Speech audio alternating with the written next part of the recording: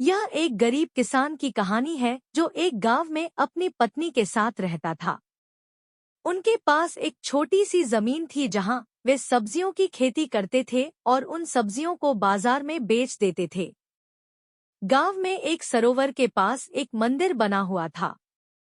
गांव के लोग सरोवर की देवी को मछली और सरोवर किनारे लगे पेड़ के आम चढ़ाते थे।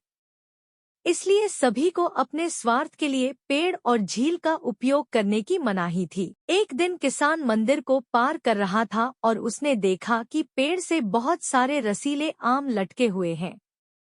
उसने चारों ओर देखा और पाया कि आसपास कोई नहीं था। यह अच्छा अवसर पाकर उसने जल्दी से पेड़ से एक आम तोड़ा और उसे धोने के लिए सरोवर के किनारे चला गया। जैसे ही वह सरोवर में गया, उसने देखा कि कई मछलियां तैर रही हैं। उत्साहित किसान सरोवर से आधा दर्जन मछलियां पकड़कर खुशी-खुशी घर वापस चला गया। अपने घर पहुंचने पर उसने तुरंत अपनी पत्नी को मछलियां दी और उसे स्वादिष्ट भोजन बनाने को कहा। पर जब पत्नी ने मछली का पहला टुकड़ा खाया तो वह तुरंत बेहोश हो गई। जैसे ही वह बेहोश हुई, पीछे से एक आवाज आई। आवाज ने किसान से कहा कि उसे उसके लालच की सजा मिली है। किसान ने अपनी गलती के लिए माफी मांगी और अपनी पत्नी को बचाने का अनुरोध किया।